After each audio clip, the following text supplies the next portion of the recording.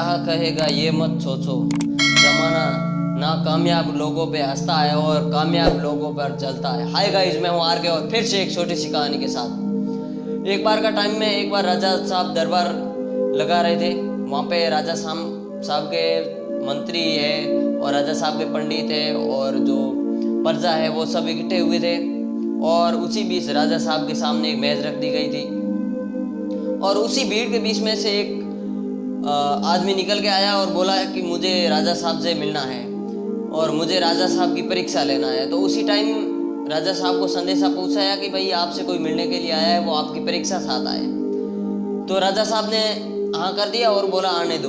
तो वो सामने गया और राजा साहब से बोला कि राजा साहब मेरे पास में 2 हीरे हैं, इन 2 हीरों में से आपको बताना है कौन सा हीरा काश का है और कौन सा हीरा असली है। तो राजा साहब ने कहा कि इसकी परीक्षा क्या है। तो उन्होंने कहा कि दोनों हीरे सेम है, एक जैसे, इनमें से आपको ये पहचानना है कि असली हीरा कौन सा है और डुप्लीकेट हीरा है वो कौन सा है, काश का हीरा कौन सा है। तो राजा साहब ने कहा ठीक है, इसकी शर्त रखी जाए। तो उसने कहा कि इसकी शर्त ये है कि अगर ये हीरा आपने बता दिया कि असली हीरा ये है और काश का हीरा ये है, तो ये हीरा मैं आपके यहाँ पे जमा कर दूंगा। अगर ये हीरा आपको पता नहीं चला तो इस हीरे की जो मोल है वो मुझे देने पड़ेगी डबल।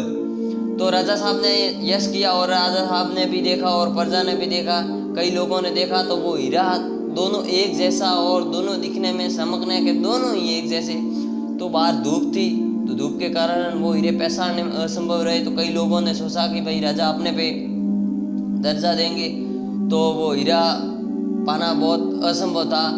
उसी बीच एक बूढ़ा अंधा आया तो उसने कहा कि मुझे राजा साहब ने मिलना है। तो उन्होंने कहा क्यों? तो कि एक बार मैं भी कोशिश करता हूँ कि हीरा मैं पहचान सकूँ। तो उसने कहा कि बाबा आप तो अंधे हो, आप कैसे पहचानोगे, देख भी नहीं पाते हो। तो उन्होंने कहा देखो मुझे एक बार ट्राई करने दो। राजा साहब ने कहा तो राजा साहब ने हाँ कर दिया और आने दिया। तब उस बूढ़े बाबा ने उस हीरे को दोनों को हाथ में लिया तो एक हीरा गर्म था और एक ठंडा था।